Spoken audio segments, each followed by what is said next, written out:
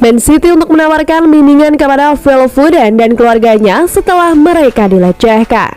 Phil Foden kembali berlatih pada hari Selasa untuk pertama kalinya sejak cobaan berat di AO Arena hari Sabtu dengan Manchester City memberikan dukungan kepada penyerang tersebut. Atlet berusia 21 tahun itu dilecehkan dan dicaci maki setidaknya 2 kali di sekitar kotak pribadinya ketika menghadiri pertarungan tinju ke Kelbrook dengan Amir Khan. Rekaman media sosial muncul dari insiden tersebut, dengan City terkejut tentang sifat pelecehan dan serangan berikutnya terhadap salah satu anggota keluarga Phil. Ibu Foden, Claire, dipukul dalam pertengkaran saat dia membela putranya di koridor sempit. Para pemain City memiliki hari libur yang dijadwalkan pada hari Senin dan klub akan berbicara dengan pemain internasional Inggris itu ketika dia tiba di tempat latihan mereka pada hari Selasa untuk memberikan bimbingan lebih lanjut kepada keluarga. Polisi Greater Manchester mengatakan bahwa mereka belum menerima laporan tentang insiden tersebut, meskipun sedang melakukan penyelidikan lebih lanjut. Diyakini bahwa polisi akan berbicara dengan keluarga sebagai bagian dari proses itu. Foden tidak memiliki keamanan pribadi di sampingnya di acara tersebut. Pemain City ditawari keamanan klub, meskipun beberapa lebih suka menyewa pengawal pribadi. Sementara itu, Sportsmail memahami bahwa kepala keuangan City, Andy Young, akan menjadi pemain kedua yang hengkang dari hierarki klub tahun ini. Young telah memegang peran dalam City Football Group yang mencakup 10 tim di seluruh dunia sejak 2016 dan berlanjut hingga akhir musim. Sebelumnya, dari perusahaan produksi 2454 yang berbasis di Abu Dhabi, Young duduk di tim kepemimpinan CFG, sebuah grup di bawah Dewan Direksi. City secara aktif merekrut penggantinya.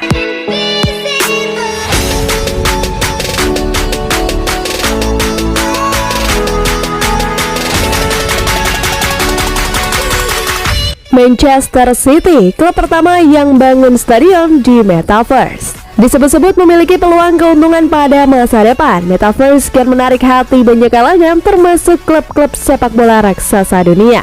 Kali ini, klub Inggris Manchester City mulai membangun stadionnya di dunia virtual tersebut dengan menggandeng pakar realitas virtual dari perusahaan teknologi yakni Sony. Menggunakan analisis gambar dan teknologi pelacakan kerangka yang dibuat oleh Hawk-Eyes, anak perusahaan milik Sony, Stadion Etihad akan menjadi pusat klub di dunia realitas virtual. Man City bahkan telah menandatangani kontrak 3 tahun dengan Sony dan tim ahli telah mengunjungi Etihad untuk memetakannya secara digital dan membuatnya kembali dalam realitas virtual. Ide lain yang sedang dieksplorasi kedua belah pihak adalah memungkinkan para penggemar bertemu dengan pemain di Metaverse. Nantinya akan ada interaksi satu sama lain dan membeli produk yang tidak tersedia di kehidupan nyata.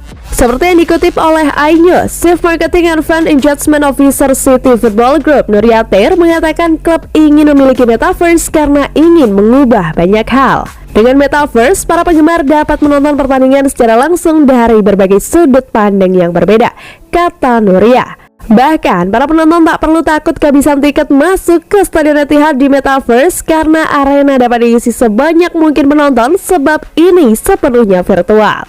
Menurut Nuria, citra tradisional seseorang yang duduk di sofa menonton pertandingan melalui layar televisi mungkin tak akan ada lagi dalam 5 hingga 10 tahun ke depan. Meskipun demikian, pengalaman menonton sepak bola di Metaverse tidak akan menggantikan keasikan menonton langsung di stadion.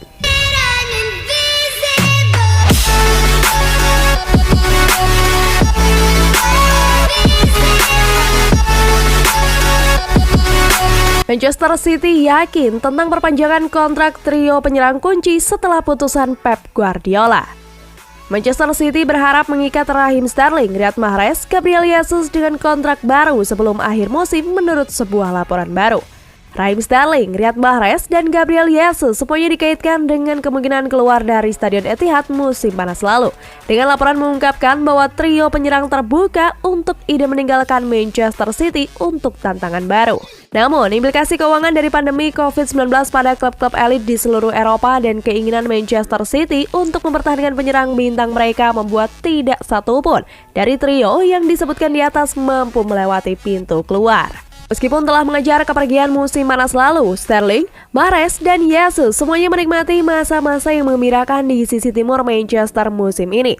Meskipun masih ada rasa ketidakpastian seputar masa depan ketiganya di klub setelah 2023. Juara Liga Primer yakin mencapai kesepakatan dengan Sterling, Mahrez, dan Jesus dan memperpanjang kontrak masing-masing di Stadion Etihad sebelum akhir kampanye.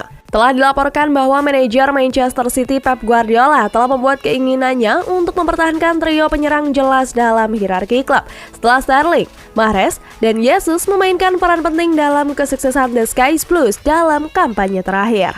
Namun, perlu dicatat bahwa jika salah satu dari ketiganya menolak untuk memperbarui kontrak mereka saat ini sebelum akhir musim, Manchester City diperkirakan akan memberikan sanksi penjualan untuk salah satu dari Sterling, Mahrez, dan Jesus karena sangat tidak mungkin klub akan memungkinkan mereka untuk pergi secara gratis ketika kontrak mereka berakhir pada 2023. Sebuah sumber yang dekat dengan 90 Minutes mengatakan Manchester City ingin Sterling, Jesus, dan Mahrez bertahan. Pep Guardiola mencintai mereka, para penggemar mencintai mereka, dan mereka semuanya memainkan peran kunci dalam beberapa tahun terakhir.